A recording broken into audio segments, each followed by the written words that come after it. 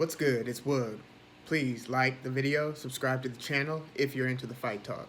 We got Petr Yan 14-1 versus Jose Aldo 28-6 for the 135-pound title. And it's kind of weird hearing the fight said in that way, with Aldo's name coming second versus a non-champion. But here we are with Petr Yan, and I am butchering that first name. I get that there's a Russian pronunciation that I'm whiffing on. But we are here with Petr Yan being a greater than 2-1 favorite, and with Aldo competing in only his second 135-pound fight, this time for the title. There's a lot of question as to whether Aldo deserves this opportunity, this particular title shot. And based on merit alone, no. He lost his only 135-pound fight against Marlon Moraes in a very close and disputed fight, but Moraes won the decision, but has somehow been overlooked and leapfrogged for this opportunity, although he's ranked above Aldo. And that's most likely because just before beating Aldo, Moraes had just challenged for the title and lost versus the now newly retired Henry Cejudo for the 135-pound belt vacated by TJ Dillashaw when he was given the 2-year suspension. Then Cejudo said he wanted to fight Aldo. That's who he wanted to defend the title against. COVID happened, then Cejudo ended up fighting Dominic Cruz. So Aldo's name is then inserted into the title fight picture by Cejudo, and then it just remains there after Cejudo retires, with Petr Yan then being selected as Aldo's dance partner for the belt. Meanwhile, Aljamain Sterling versus Corey Sandhagen happens and is seen as kind of the title fight eliminator, where in theory, the winner can then go on to compete for the title versus the winner of Yan and Aldo. Sterling, by the way, beat Sandhagen via choke in the first round, within the first 2 minutes of the fight, in fact. But now the public and press are looking at this Petr Yan-Jose Aldo fight like Aldo should be clearly outmatched by the younger and fresher up-and-comer Petr Yan, only 27 years old, who has looked great in his last several fights. Again, he's 14-1 and has won all 5 of his fights in the UFC. But if we're matching him up versus Jose effing Aldo, then let's at least pump the brakes and keep it real in terms of the level of competition. Yan's 3 most recent wins have been against John Dodson, Jimmy Rivera, and most recently against Uriah Faber. Yes, 40-year-old Uriah Faber. And those first 2 were won via decision. Does Petr Yan have tools? Yes. He's a sophisticated pressure boxer, Muay Thai fighter, but he's a part of this new school that starts developing the well-roundedness in MMA game early. Keep in mind, 20 years ago, MMA wasn't even a term. Even when the UFC began, it was discipline versus discipline through its first few years.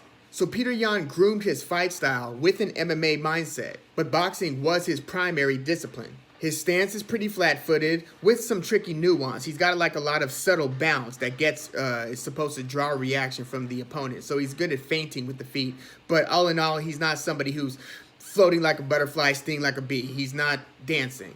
I don't see Yan as having particularly fast hands. For instance, if you compare his hand speed to a 27-year-old Jose Aldo, it's not close. Aldo's fast twitch reflexes and explosive ability jumped off the page, cat quick. Petr Yan doesn't have that, but as I mentioned, his game has a lot of nuance and smart timing. He'll throw a jab, and then throw a knee up the middle at the right time. He'll jump in, feint, but not throw the punch so you can punch and then he can counter. Or he'll find a way to delay throwing the power shot for just a second by feinting with his feet.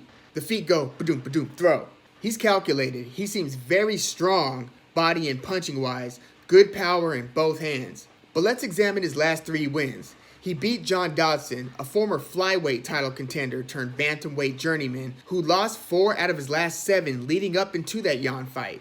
Yan then fights Jimmy Rivera, who'd gone on a great run from 2009 to 2017, where he'd won like 19 fights in a row, and the last 5 of those taking place in the UFC, including wins versus current number 7 contender Pedro Munoz and longtime fan favorite Uriah Faber, one of the best of the lower weight classes, extending back into his WEC days before the UFC swallowed that up. And Faber was already declining before that fight with Jimmy Rivera in 2016. So I'm not trying to discredit that Rivera run. 19 wins is 19 wins in a row.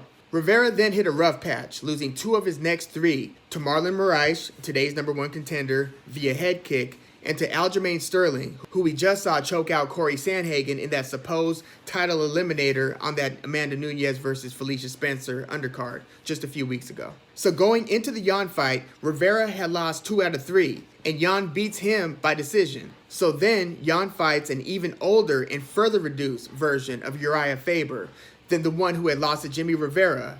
This is 4 years after that. But in fairness, Yan dominated and stopped Faber in a way that we hadn't seen Faber beaten before. This one was bad. Yan looked scary good in that one.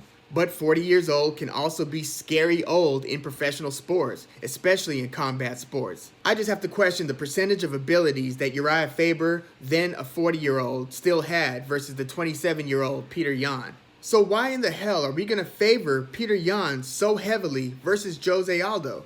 There's still a lot of questions about Petr Yan. Here's what we do know about Jose Aldo. He's the greatest 145er the sport has ever seen. We can have the is Jose Aldo or is Max Holloway the greatest debate another time. But that Jose Aldo from 2008 to 2013 is the greatest featherweight I've ever seen. I think he lost something athletically around 2014, around the time he fought Mendez and Edgar the first time. He then gets knocked out by Conor McGregor and loses his title finally at the end of 2015. Fights only once in 2016 in a 5-round decision win versus Frankie Edgar. That's the second time Aldo beat Edgar. And then he really hits a brick wall in back-to-back TKO stoppage losses versus Max Holloway, both fights in 2017. Devastating for Aldo. So at this point, Aldo's been beaten. He's been beaten badly. He's been knocked out cold by Conor. And like I said, I thought he had declined a little athletically before all of that. So then after those back-to-back 2017 TKO losses to Max, he then has back-to-back performance of the night TKO victories versus the always dangerous but just a tier or two below elite Jeremy Stephens and against Renato Moicano when Moicano looked like he was ready to take that next step and contend for Max's title. Then Aldo fights Volkanovski, the current 145-pound champ, and loses by decision before Volkanovski challenged Max and took his belt via decision, a clear one. And those two will be scrapping again on this same card. Can't wait. Love it. Aldo then drops down to 135 bantamweight for the first time in his career, looked terribly skinny in the lead up to the fight, but then performs pretty well and fights an even fight with Marlon Moraes, but wasn't awarded the decision win. So we've got one guy in the great Jose Aldo, whose losses came against Conor, champ, Max, champ, Volkanovski, current champ, and then to the current #1 ranked contender, Marlon Moraes. And yes, I do know that Jose Aldo lost way back in 2005 in his 8th professional fight. But I'm talking modern history as it pertains to Jose Aldo's career. So that's the caliber of fighter that Jose Aldo's lost to. And we act like he should be a clear underdog versus a guy who hasn't fought anyone the caliber of any of those 4 guys. UFC 251 just might have to be that night that y'all are reminded to put some respect on Jose Aldo's name. But if I had to pick a winner, I say that the first 2 rounds will be extremely interesting. But Aldo, because he started so young and has such vast experience, 28-6, he's what I'd call a very old 33. Where you have certain 33-year-old fighters who are still arguably the best in the world. John Jones is 32, close. Tyron Woodley didn't lose his 170-pound title until he was 37. Then you've got fighters who age in the cage much more quickly because of the wear and tear. Shogun Rua looked old by 31 and is somehow still fighting at 38. Wow. But Aldo, being a lot less athletic than he used to be, won't help. Also, I'm still not sure how that additional 10 pounds of weight loss really affects Aldo's performance, even though it didn't really seem to affect him in that last fight versus Moraes. But yeah, is Aldo a strong 135er or is he a depleted one? I think that the first 2 rounds are going to be very interesting, but this is a championship fight, a 5-rounder. I expect Aldo to start looking really old midway through the 3rd round, and I expect Petr Yan to have his legs under him more solidly and to be the stronger and busier fighter by that point. I'd expect Aldo's volume to reduce as Yan starts picking up the tempo, and then Yan should be able to convincingly win that last 2 to 3 rounds, if not stopping Aldo. I think that it's more likely for Yan to win via decision than by stoppage. If Aldo's going to win, he's got to do it by midway through the 3rd round. I don't see a way that Aldo can win this one by decision. But stranger things have happened. I've got Yan pulling away in the last couple rounds and winning this fight, maybe 3 rounds to 2, but more likely 4 rounds to 1. But again, the first 2 to 3 rounds will be interesting. I just don't know how this version of Aldo doesn't fade in the final 2. Young Aldo, no problem. I really considered picking the underdog here.